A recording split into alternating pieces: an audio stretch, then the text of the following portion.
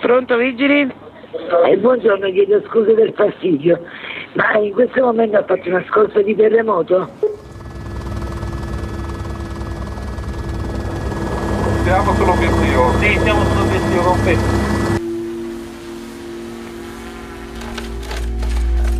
Devi immaginare la bellezza di questo posto, pieno di colori, che non ha nulla a che invidiare alle più famose case di Pompei.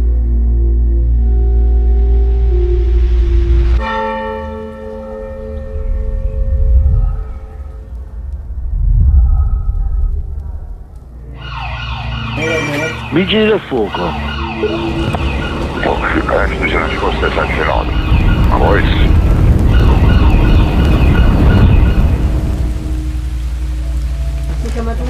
Tre per 3 quanto fa? 8. 3 per 3 quanto fa? Non fa 8. Attention, attention. We are ready to unload 32,000 ton Ukrainian plane.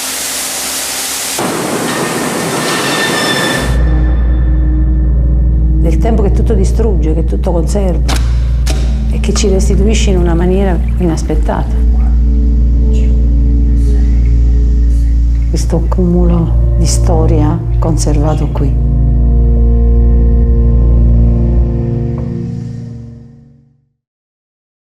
Hi, good evening. Welcome to IFC Center. My name is Harris Du. I'm the general manager here. I'm very pleased to welcome you all out to tonight's sold-out screening of Pompeii Below the Clouds. This is a really fantastic, gorgeous new documentary. We're really thrilled to be showing it, and we'll be joined by the filmmaker GIANFRANCO Rosi afterwards for a Q&A.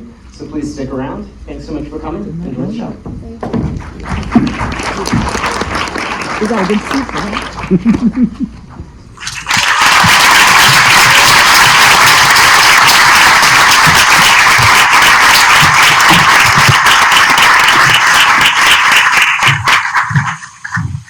Sorry for taking off. Take your time, Jennifer. Hi everyone, good evening. Thank you for coming out to see this film. Jennifer, thank you so much. Congratulations.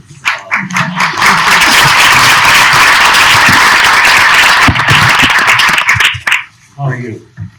I'm good. We saw each other yesterday. Yes. We had a great conversation. We need to raise the bar. You know what we do? We skip the whole half an hour and we keep going. That's what you said yesterday. I wish we could keep going, so now we keep going. We keep going, yes. So we skip the first half an hour, and then now we go further. Yes, we go further. So yesterday we talked a little bit about the past and the present and how the film sort of straddles that in the story of Napoli, and but it's also about this anxiety of living in a contemporary city right now. And we are living in very anxious times. But you made this film over the last few years. So can you tell us about sort of like, was that what you set out to do, or what did you set out to do? It was good that we didn't have to talk about yesterday. We started. It's so hard sometimes not to repeat, and I try not to repeat what I said yesterday. So I try to bring them up. Nobody was there yesterday, right? No? Just here. Just here. No, but I mean, for me, Naples, when I decided to make this film, I wanted to show the complexity of a city like Naples. And anyhow, I lived in New York when I was a student here. This was the city where I used to come. I was telling now our fantastic director Harris that I used to cheat and go from one theater to another theater. Start at 10 o'clock in the morning. Just pay one ticket.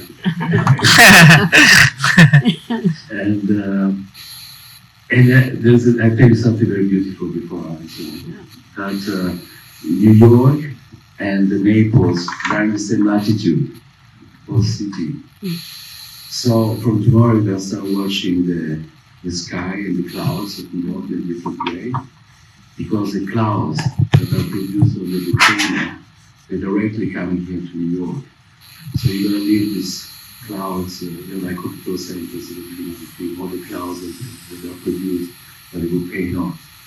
They are all around the world. And I think this was a fantastic image for me. When I read these sentences of Hokuto, somehow the films are growing on me. It was a letter to the mother. And so this makes Naples a universal city. Like, it's a city that is a contemporary of the future, it's a laboratory of the future. The same like New York is, you know? And there's these two cities, they talk to each other. So, and time for me was the most, I didn't want to make a film about the place. I wanted to make a film about time. So that's what Naples we constantly breathe, you know. New York is not 3,000 years of history, like in Naples they're all there. 3,000 years of history, they keep breathing every day. So this for me was trying to create a passage zone between what that city was, what it is, and what could be. I always try to bring this into a universal language with the use of the language of cinema. And the time was for me fundamental. The idea of how you represent time. How do you, maybe with the black and white, as I said yesterday. With the black and white, when I did that decision, was not an aesthetic decision, it was a narrative decision. And I had the need to bring almost the present time into a form of the past, into a form also of a perfect future, somehow, you know? So there's a lot of small mental decision that you take, and then you have to carry with you constantly when you put your frame, when you put your camera, when you put your tripod down. All those elements have to count into the narration. I hate writing. I don't write. That's why I do documentary. when I was an NYU student, for me it was important to thinking to write a movie, telling to a producer what it's about, the film, casting the director, and then having only 1 month, 2 months to shoot because liking amount of money consumed, we enter this machine that can destroy you completely. And by making for me documentary, my dream is it would be like starting a film today and never end. You know, keep shooting. Then someone else will edit. It's like if someone said, well, which film would I do? I want to start the film now and just let me work till I breathe. That would be my dream film. For me, I cannot work with the idea of having space which is so limited. When I start the project, I know where it's going to take me, that project. I know how long it's going to take. When I start Naples, I didn't know which film I was going to make. My film exists because of encounter. Because first I have to encounter space, then I have to encounter the time, like the space is breathing, and then I have to encounter the people that somehow they reflect the entity and the essence of the place. And so this is a start of the journey. And the only thing is I have much more anxiety now to talk about the film than when I was filming. You do a great job. But when I film, so, you know, because you have to be believers. You have to believe that this exists like the clouds, they go everywhere in the world. You have to exist when the gods of the documentarists. When they're gonna hold you to the end. You have to believe it, but then they never have a doubt of that. At the end, it's gonna have a movie. It is gonna be there. You just have to listen. And you know, I don't invent anything. Everything was there. It's just in front of me every time. And just to be able to grab that moment and recognize that that moment is what you want to say, the encounter that you do. But this is the most difficult thing. You have like 3 million people in Naples, and I met 9 people. How did you make them become? How did they become they become your film? Yeah. And eventually, these people they carry forever. You know, you put that frame, something happened there, and this frame is forever. Forever. It's there. Film is there. Somebody will find it. So tell me about these wonderful protagonists that you find. You said you find 9. Is it like going fishing? Do you like go out and see? I used to do fishing with John. Remember John Louis? Well, John Louis was too young. John Louis was the Tamilo, the sax player. Oh, okay. John Louis. You never saw his. He did this series, Fishing with John. Oh, okay. I know of it. I don't think that. One surprise I'm not shooting, little money when you're a student, fishing the job. It's not like fishing, it's like if you're fishing, you don't see it. You just throw the things and you don't see anything. You know? Then you have to go underwater and find the structures and be able to look at that. It's more. Sorry, I have to repeat that. What I said yesterday.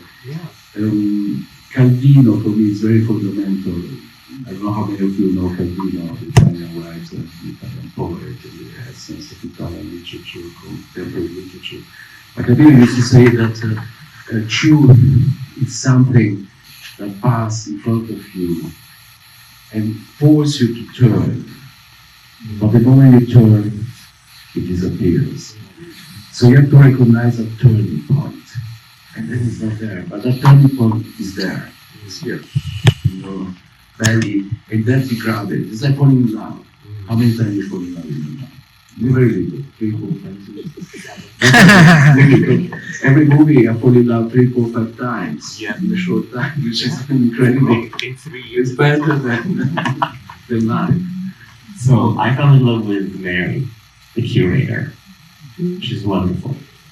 Yeah, Maria, she's the writer of the film. But you have to not be able to write.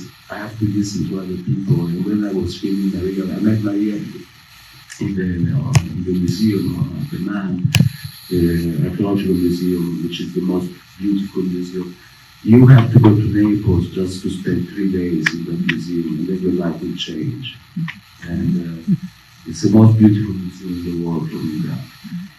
When I decided to make the film in Naples, I knew that I had to touch that territory. You know, my film is like on the other side of Naples, but the only thing I shot in Naples was there, which is the kind of the bank of 3,000 years, you know, from Pompei to Colonna, everything is living up there from the Bourbon time. And Maria, she's the one that knows every detail, every pieces of that museum. And when I met her, I didn't know how to film that. I didn't want that to be just a museum. I wanted to be mysterious. And then I said, nah, this isn't working, this isn't working, this isn't working. Then one day she put me these secret things in the torch. And I was, this is so beautiful. This is the dream of every filmmaker. You don't even have to people are lighting. Just use the bloody torch. Just follow this torch, and she was bringing out these memories constantly. So Maria is the memory, you know, is the link with the past, is the devotion towards creating, giving sense to the past, to the memory, to the encounters, to these fragments of history that are there. Because that's what the film is about. It's about the weight of history, the weight of the past, and the transition of all this towards the future. That's what I always had in my mind when I was filming. Maria brought in this dimension, of timeless dimension, and everything she says in the film is exactly the essence of my work, of the film, you know, suspended time. There was another thing I was looking for, to suspend this time. How do you record, how do you tell without being boring, without making a voice, without making an interview? How are you able to grab all this complex reality and bring it to the audience, you know? And Maria was able to give that. You know? So I was lucky enough to meet Titi. Titi's been there for 3,000 years, the teacher. It's like a Pompeii. Coming from Pompei, you know, and he's been there forever, 3,000 years of life. You know? It's again, the film is about off-screen. Yeah. For me, it's such an important concept to create always constantly the idea of an off-screen. Something that in Naples, it is an immense off-screen. Naples is a time machine. It's an immense time machine. The film starts with the train. Keep reminding about the question. Yeah. Don't worry. The thing starts with the train. And this train for me is like a time machine. This train takes us, it's not anymore a train for me.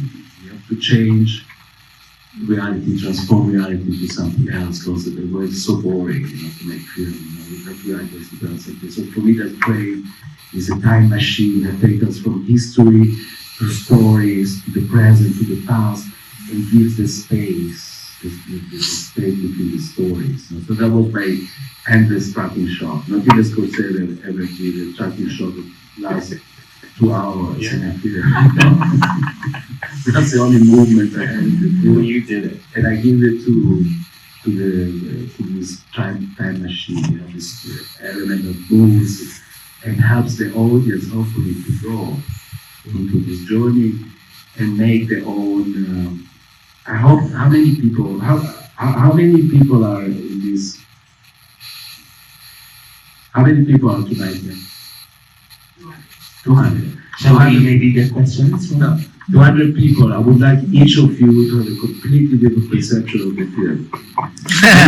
When the film, for me, is successful. Yeah. Because right now, everybody just, there's one, is what it is. Yeah. A film has to be like a poem, like you, 3 lines, you go through different interpretation.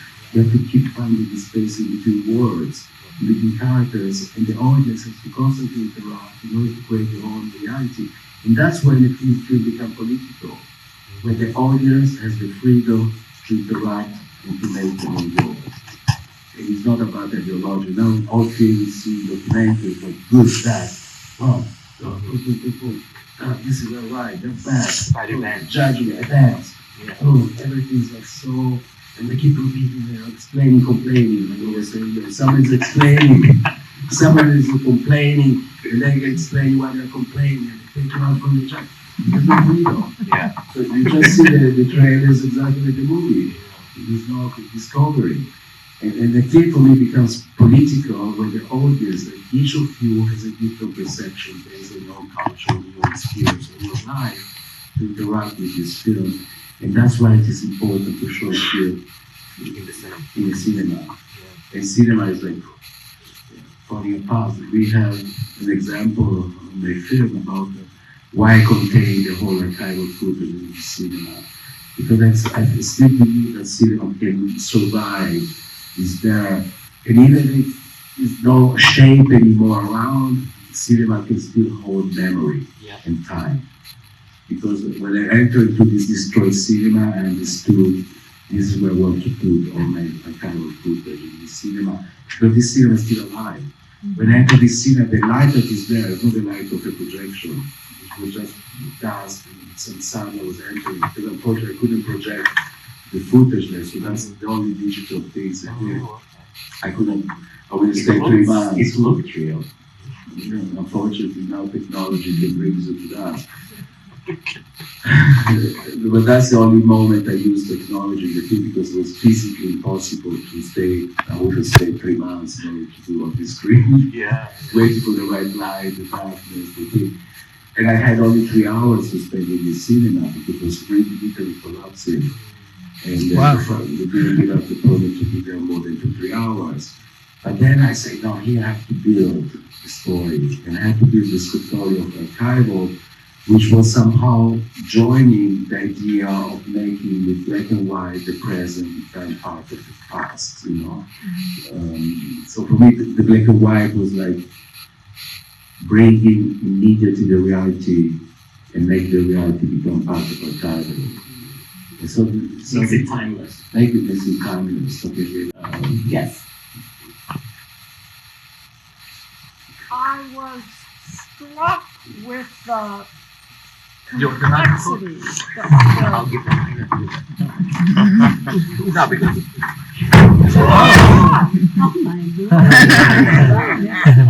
I was struck with the complexity, with the clouds, and then you have the coming out of a cave, and then you have the people in the museum, like with their flashlights, and then you have the fire department with the questions that they got, and then you saw Pompeii with the frozen body. How did you put this together? I mean, it was a masterpiece to see at so many different levels. Did you think about, I mean, I'm just kind of curious what your process was It was such a very special, unique film. Thank you. I don't know what my process is. Sometimes people ask me, what's your method? I don't have a method. The moment I discovered I have a method, I will stop making film. No, it's true. I said this with total humbleness. Because for me, every film I do is something new. I don't write, I don't think, I start this journey. And finally, after so many years, I'm not like all like wise men. I'm 60 now, 61, whatever. I think and I still like an NYU kid. Yesterday when you were a student. It was yesterday. And so for me, it's always, I don't know what's happening when I start this process. I have no idea. I have few things in my mind constantly when I feel. I love Giacometti. Giacometti, this maybe it's an easy metaphor. Giacometti used to take shapes out, subtraction, take it out. And for me, it's always taking out information. How much I can say as less as possible before the audience would hate me, before the audience would not come to see my film. So this for me, always the challenge. How much can I take it out? And every single story in the film, this has been a very big challenge because I made only 8-9 films in my life, very few. But each of them take 3, 4, 5 years, and between the first and the second 10 years was by because I thought I did everything in my first film, both them. And then I don't need to make any more movie, everything is there. And then 10 years later, maybe my second film, after that I started making film. But after that, only 2, 3, 4, 5 years between film. Don't make it way too long. But only that, time is fundamental to find the whole stories, to find the thing. So for me, there are 3 words that are fundamental. It's like the subtraction of information, without information, and transformation of reality in something else, and structure. And the structure has to start in the frame. The structure is storytelling in every frame you do. From the beginning with film, the structure doesn't happen in the 80. And in this film, for the first time, I had 8, 9 stories, 9 characters, which is a big challenge. But for me, I was holding to like 4, 5, 6 stories, and then it's impossible to edit. Because it was either you make it serious, or you make it big, or something else. You have to keep that element of unity. So you have to find that space of silence constantly, the off-screen. The off-screen means like what you don't see is still there, and it's time. I was saying yesterday, this is important, someone said you have to repeat that tonight. And it's very interesting, this, because I spent 3.5 years in Naples, and I shot maybe 200 reels. I don't want to ask even to my assistant or my editor how many hours I shoot, but it's not more than 200 hours. 200 hours of film is 10 days of work, to put them together, no? No stop, 24 hours a day, 10 days. And I spent there 3.5 years. So the ratio is immense. Thank you. Yeah. Well, we're very lucky to spend this whole time on this film. We have to go. Because the film is going to play again. Yeah, it's the film. So let's keep watching together. Right? Can I say 1 minute, one thing? I mean, for me, it's such an incredible thing. I want to thank whoever is hosting the film, that's given space to this film, and my distributor movie that is a platform. And yet, they give the chance of a film to go on a theater, and this is fantastic. And so there is still an attention towards the authorship. Because if you can't say authorship, cinema dies. You know, authorship is so fundamental. Yeah. I don't want to lose it. There's some platform that insist write the name of the curation, the curation, the things, who's in the back of that. And to have a film still being in this space is fantastic. We cannot kill cinema. Cinema is fundamental. We cannot. The beauty of cinema is like we're smaller than what we watch. Yeah. And this is the beauty. It's not so today so beautiful. There's so many people. But sometimes I've been in cinema alone, when you can smoke a cigarette. It's that's it. The idea that everything is so bigger than you. I was in the plane 2 days ago and they were closed. And now you have to go. And this plane was like 4 hours like that. And I said, how long it takes to look at what time it is? How hard they do. And that's the big. And he was watching a film. Apple Watch. That's great. That's great. So don't watch the film on Apple. So it's crazy, you know. And the beauty is like very smaller still of this screen. You know? This is the beauty of cinema. The cinema cannot die. Cannot die, cinema. We're gonna do so much. Yeah. So tell your friends, your lovers, your enemies, everybody about this film.